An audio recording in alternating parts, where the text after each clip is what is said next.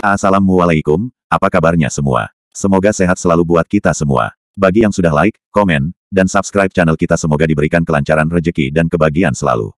Terima kasih. Adi ceritakan tanda pagar. Battle Through the Heavens, Chapter 337.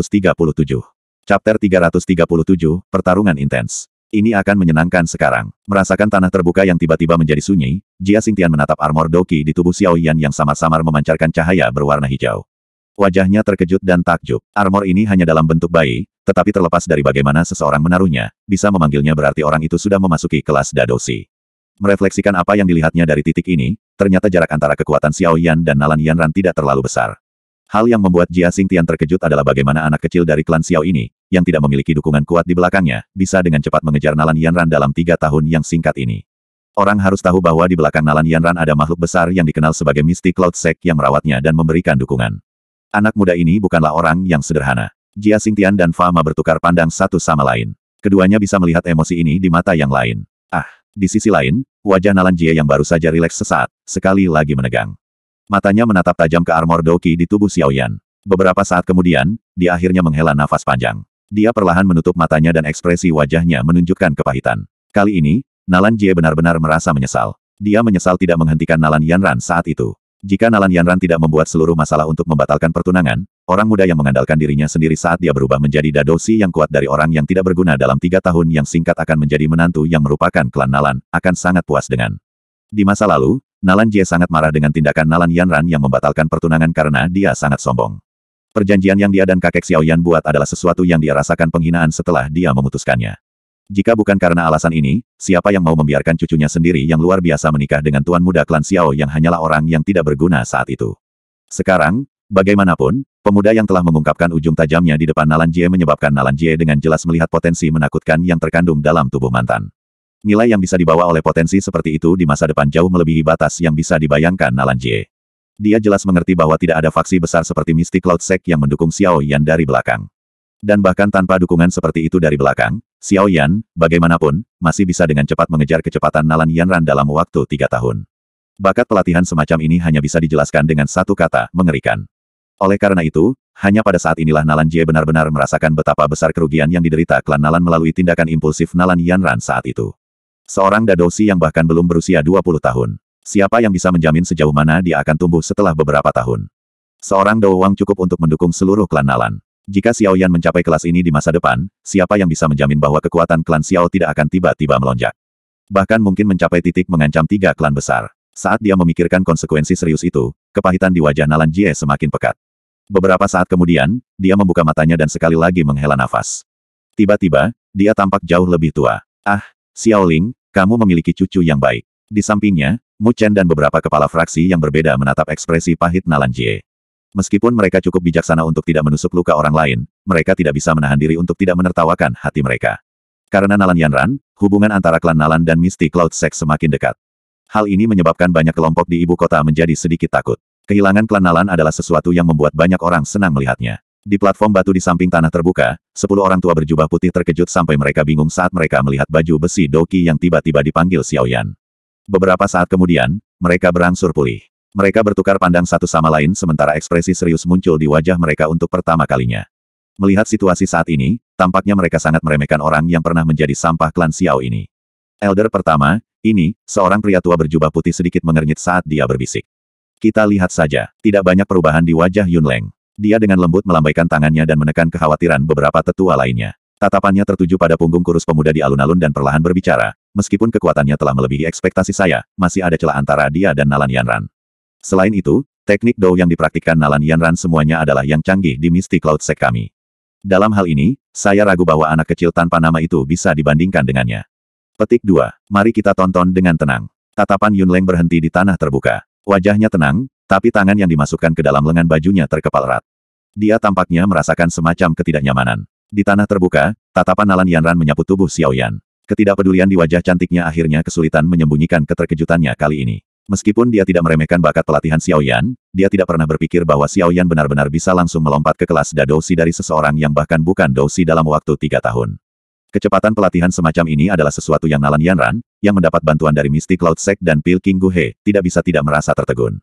Nalan Yanran perlahan menghirup udara dingin yang agak sedingin es. Ketidakpedulian di wajahnya berangsur-angsur menghilang. Keseriusannya meningkat. Tampaknya saat ini dia benar-benar mulai menganggap Xiao Yan dengan serius. Nalan Yanran dengan erat memegang pedang panjangnya. Kali ini, dia tidak mengucapkan kata-kata yang tidak perlu. Pemuda di depannya yang pernah dianggap sebagai makhluk tidak berguna ini, layak menggunakan semua usahanya untuk memastikan kemenangannya dalam pertarungan ini. Pedang panjang itu bergetar dan deringan pedang yang jelas terdengar. Setelah pedang berdering, douki berwarna hijau pucat di tubuh Nalan Yanran tiba-tiba melonjak. Sesaat kemudian, douki menghilang dan armor douki hijau pucat yang halus menutupi tubuh cantiknya yang indah. Armor douki yang dipanggil Nalan Yanran tidak diragukan lagi jauh lebih ramping dan lebih elegan dibandingkan dengan yang dimiliki Xiao Yan. Tubuhnya yang melengkung di tempat yang tepat terbungkus oleh pelindung tubuh yang ketat itu. Itu memancarkan keindahan jiwa heroik, menyebabkan dia, yang awalnya merupakan titik fokus dari tempat itu, menarik perhatian mata semua orang.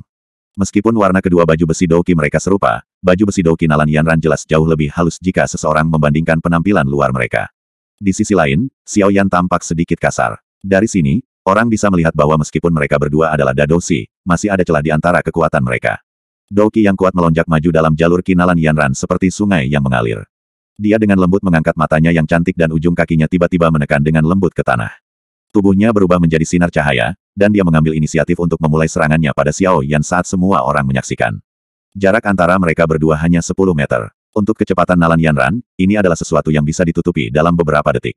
Tubuhnya berkedip dan muncul kembali, menempatkan Xiao Yan dalam jangkauan serangnya. Dia melambaikan pedangnya, membuatnya tampak seperti ular berbisa yang keluar dari lubangnya karena membawa cahaya pedang angin yang tajam dan dengan licik menusuk dada Xiao Yan dengan cara yang kejam. Xiao Yan dengan acuh tak acuh memperhatikan ujung pedang yang berulang kali membesar di dalam pupilnya. Telapak tangannya benar-benar meninggalkan gagang penguasa Suan berat. Karena dia meninggalkan penguasa Suan berat, douki yang sedang naik di tubuhnya meraung saat mereka melonjak di dalam nadinya. Perasaan dipenuhi energi berlama-lama di dalam tubuh Xiao Yan.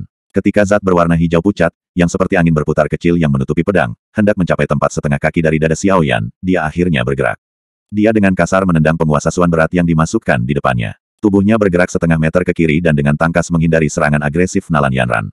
Pousan Windblade. Nalan Yanran tidak terkejut karena Xiao Yan mampu menghindari serangannya. Tangannya dengan cepat berbalik dan 5 bilah pedang spiral yang diaglomerasi dari tipe angin douki langsung terbentuk di ujung jarinya. Dengan teriakan lembut, 5 bilah pedang tajam meninggalkan jarinya. Mereka membelit satu sama lain, berubah menjadi garis hijau kecil saat mereka menyerang Xiao Yan dengan cara seperti kilat, sambil membawa suara angin tajam yang menusuk. 5 bilah pedang berputar tajam menerobos penghalang udara dan hampir seketika muncul di depan Xiao Yan. Sinar cahaya berwarna hijau tiba-tiba bergetar dan 5 bilah pedang yang berputar segera menyebar dari tengah. Setelah itu, mereka menargetkan 5 titik vital di tubuh Xiao Yan dan menembak secara eksplosif. Angin ganas yang mereka bawa saat terbang melintas menyebabkan Xiao Yan menyipitkan matanya. Kecepatan yang sangat cepat. Kecepatan serangan bilah pedang berputar cukup cepat untuk menyebabkan Xiao Yan merasa terkejut. Dari jarak sedekat itu, jelas tidak mungkin untuk sepenuhnya menghindari mereka semua. Oleh karena itu, dalam waktu singkat yang tersisa, 3 api berwarna hijau dengan cepat dijentikkan dari ujung jari Xiao Yan. Api kecil ini ditembakkan ke arah yang berbeda dan dengan sempurna memblokir 3 bilah pedang yang berputar. Mereka juga berhasil membakarnya sesuai keinginan. Meskipun Xiao Yan telah memblokir 3 dari bilah pedang yang berputar, masih ada 2 lagi yang dengan kejam menembak ke arah lengan kiri dan kanan Xiao Yan. Bilah pedang menghantam armor douki dan gelombang percikan api dan suara gesekan yang menusuk telinga terdengar saat keduanya bersentuhan. Karena kehabisan energi, bilah pedang perlahan menghilang. Pada saat yang sama, 2 lubang besar muncul di armor douki Xiao Yan.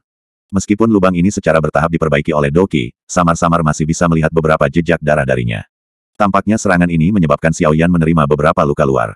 Tentu saja, dari sudut pandang Xiao Yan, luka luar seperti itu secara alami tidak akan mempengaruhi kemampuan bertarungnya.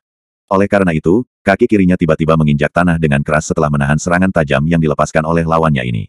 Saat suara ledakan tercipta, tubuhnya berubah menjadi bayangan berwarna hitam. Dia tampak bersandar di tanah saat dia menutup celah antara dia dan Nalan Yanran dalam sekejap. Telapak tangannya menopang dirinya di tanah sementara kakinya membawa kekuatan ganas yang berputar dengan keras dan menghantam leher Nalan Yanran. Dari suara berputar yang dipancarkan dari udara, tampaknya kekuatan yang digunakan Xiao Yan tanpa ampun. Merasakan Xiao Yan, yang benar-benar muncul sedekat ini dengannya dengan kecepatan seperti itu, Nalan Yanran menyatukan alisnya. Dia segera memutar pinggangnya dan tubuhnya menjadi seperti kulit kucing dalam badai yang hebat. Meskipun dia hanya menarik jarak pendek setengah kaki, dia secara kebetulan lolos dari jangkauan serangan Xiao Yan. Tanpa ragu-ragu, Nalan Yanran melambaikan pedang panjangnya setelah dia menghindari serangan pihak lain. Dia berubah menjadi bayangan hijau saat dia memotong kaki Xiao Yan dengan cara seperti kilat. Merasakan aura pedang dingin yang tebal mendekat, tangan kanan Xiao Yan tiba-tiba terbuka saat menghadap ke depan. Kekuatan tak berbentuk yang ganas melonjak dengan keras dan menghantam dada Nalan Yanran dengan keras. Kekuatan serangan tiba-tiba menyebabkan Nalan Yanran, yang tidak bisa bereaksi tepat waktu, mundur beberapa langkah. Karena dia memiliki perlindungan armor Doki, bagaimanapun, serangan Xiao Yan kali ini tidak berdampak banyak selain mematahkan serangan lawan. Hati Xiao Yan juga memahami hal ini dengan sangat jelas. Awalnya, dia tidak menyangka serangan ini akan menyebabkan banyak kerugian terhadap Nalan Yanran. Karena itu, saat dia mundur, telapak tangannya dengan keras menghantam tanah. Gaya yang ganas menyebabkan beberapa garis retakan menyebar di permukaan batuan hijau yang keras. Tubuhnya melompat dan mendekati Nalan Yanran seperti hantu. Segera, dia melepaskan serangan terkuatnya sejak dia tiba, seperti gunung berapi yang meletus. Xiao Yan menghususkan diri dalam pertempuran jarak dekat. Oleh karena itu, tangan, lengan, siku, kaki, kepala, dan setiap bagian tubuhnya pada saat ini, diubah menjadi senjata yang menakutkan, yang dapat membunuh. Lengan dan sikunya menari dan energi menakutkan menyebabkan ledakan berulang kali muncul di udara kosong di sekitarnya. Setiap kali gaya meleset, akan meninggalkan bekas lubang yang cukup dalam di permukaan batu hijau. Ketika dihadapkan dengan serangan Xiao Yan yang sangat agresif ini, Nalan Yanran tidak menunjukkan tanda-tanda kelemahan. Meskipun lawan berada tepat di sampingnya, dia berhasil mengandalkan keunikan dari kelincahan Do teknik untuk berulang kali menghindari serangan Xiao Yan. Dia mengayunkan pedang panjangnya, memancarkan aura pedang yang keras saat pedang itu berkilauan, sehingga meninggalkan bekas luka yang tak terhitung jumlahnya di tanah. Saat pertarungan antara keduanya secara bertahap memasuki fase yang intens, Doki yang kuat tampaknya melonjak di dalam dua tubuh dan dilepaskan dengan kecepatan tinggi. Ketika Doki bertabrakan, ledakan energi yang kuat berulang kali terdengar di tanah terbuka. Cahaya hijau bersinar di tanah terbuka. Doki panas dan bilah pedang tajam berulang kali ditembakkan dari sampul cahaya hijau. Dua bayangan terus bergerak cepat di dalam kotak. Dering pedang yang jelas dan suara benturan logam terpancar tanpa henti dari titik di mana keduanya bertemu. Kekuatan serangan mereka juga menjadi semakin liar seiring dengan peningkatan intensitas pertarungan. Secara progresif, itu membuat semua orang yang hadir terdiam. Mengamati sosok buram yang berulang kali berkedip dan bergerak di alun-alun, ekspresi murid-murid Misty Cloud Sekte di sekitarnya semuanya sedikit membosankan. Dalam pertempuran sebelumnya yang menemui jalan buntu, mereka dapat dengan jelas merasakan bahwa Nalan Yanran setidaknya telah menampilkan 3 teknik Do kelas Xuan. Namun, teknik Do ini yang cukup untuk membantunya dengan mudah mengalahkan beberapa orang kuat yang lebih kuat darinya benar-benar dijinakkan oleh Xiao Yan, yang kekuatannya jelas sedikit lebih lemah dari miliknya. Hanya pada saat inilah murid-murid dari Misty Cloud Sekte ini akhirnya mengerti betapa konyolnya rumor itu ketika rekan-rekan mereka menggambarkan Xiao Yan dari klan Xiao sebagai orang yang tidak berguna dan bagaimana dia melebih-lebihkan kemampuannya sendiri. Mampu bertarung dengan orang yang paling luar biasa dari generasi muda dari Misty Cloud Sekte begitu lama tanpa dikalahkan, membuktikan bahwa pemuda yang lembut dan tampan di depan mereka ini jauh dari orang biasa. Tanda pagar sampai jumpa di chapter berikutnya.